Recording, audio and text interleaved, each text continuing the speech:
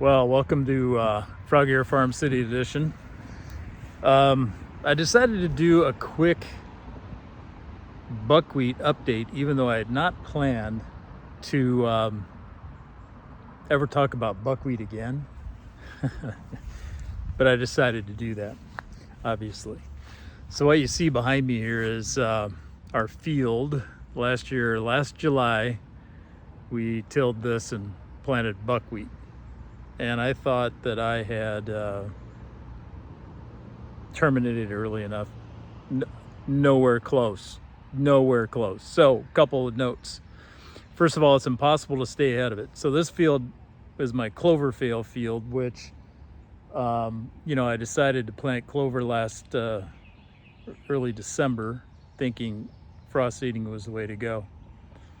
Didn't work out so well, although I do see more and more clover all the time. The idea was get a nice clover field going here for the bees. That didn't work out, and the idea was whatever volunteer buckwheat I had, I would be just simply mowing it off above the clover.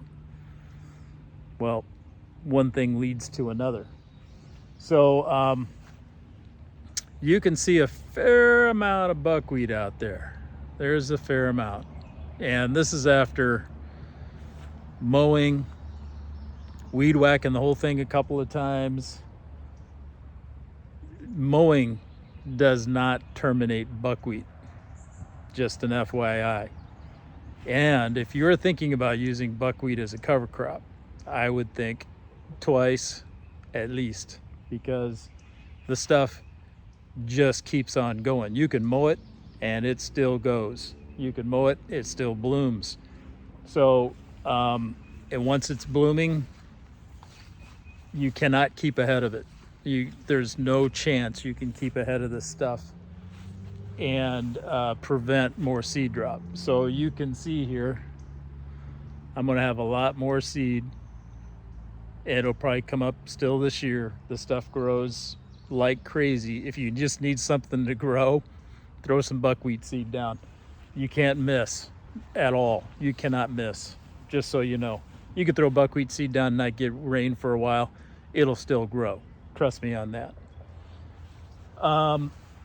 So plan B on the field was Zinnia and Cosmo. Now, this field looks an absolute mess, but I will tell you there's significant Cosmos and significant Zinnia out there. I'll bring you back in about 2 weeks and you'll see the results of that. I think it'd be fairly spectacular. However, out in here, a whole lot of goldenrod, which normally I would say one more disaster. In my case, though, it's an unintended consequential benefit. So the bees love goldenrod, and it is the last thing to bloom in the fall. So I was contemplating removing it in one form or another because it's pretty solid out there. There's nothing else growing. It just got everything gone. But I will be leaving it in place, as much as it pains me to think about that, mainly because they will need the forage later on, and that's a time of year, at least here, where forage becomes pretty critical.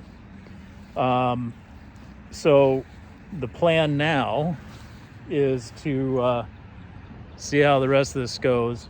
Go ahead and let the goldenrod grow, and I cannot tell you how much that pains me. This for all my life, that's absolute weed.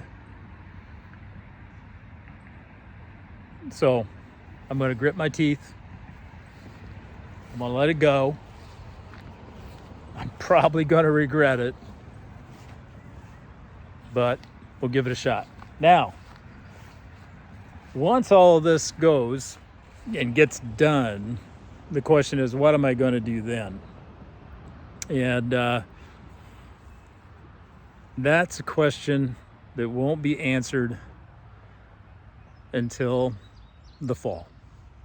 So once we get past this, we'll kind of make an assessment on how much of the clover actually came in, because underneath this forage, or the cover, if you will, actually a fair amount of clover has started to fill in over the course of the last couple months. And given that, we'll kind of see where things are at a little later. I am starting to get some foxtail and stuff in here, which I'm not too happy about. That does nothing for the bees and does nothing for me. Also a massive weed. So, you know, it could be a situation where we till the whole thing, go back into clover. It could be a situation where I just overseed a bunch of clover and see what happens.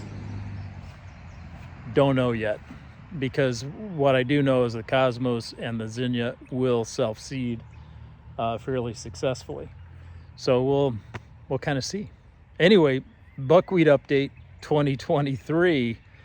It is the crop that keeps on giving, whether you want it to or not.